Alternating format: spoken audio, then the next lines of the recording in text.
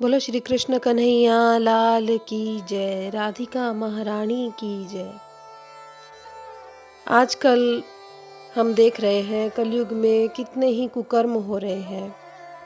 स्त्रियों के साथ में, छोटी छोटी बच्चियों के साथ में।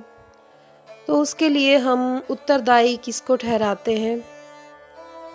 सिनेमा को, मोबाइल को और वस्त्रों को, कि वस्त्र छोटे हैं, छोटे पहनते हैं वस्त्र जो महिलाएं होती हैं, या फिर फ़ोन में कैसे कैसे वीडियोज़ आजकल होते हैं और टीवी में क्या दिखाया जाता है।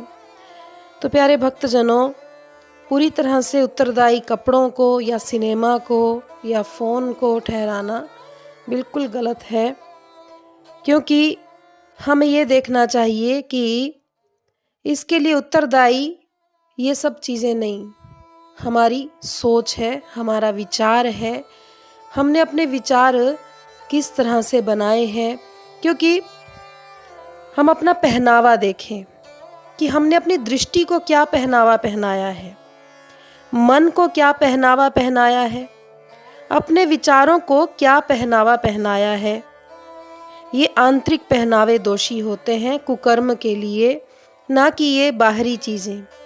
यदि किसी का विचार उच्च है, उत्तम विचार वाला जो व्यक्ति होगा, चाहे वो स्त्री हो अथवा पुरुष हो, तो उसके मन में ये गंदगी आ ही नहीं सकती, क्योंकि उनके विचार जो हैं वो धार्मिक हैं। धार्मिक विचारों वाला जो होगा वो इस तरफ कभी भी बुरी दृष्टि कर ही नहीं सकता, क्योंकि उसने अपने मन को निर्मल बनाया है, अपने विचारों को निर्मल बनाया है।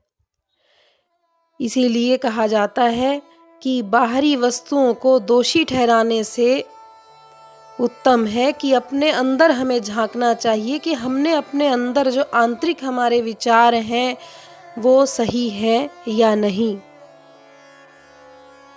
इन कुकर्मों के लिए बाहरी पहनावा या बाहरी ये वस्तुएं दोषी नहीं।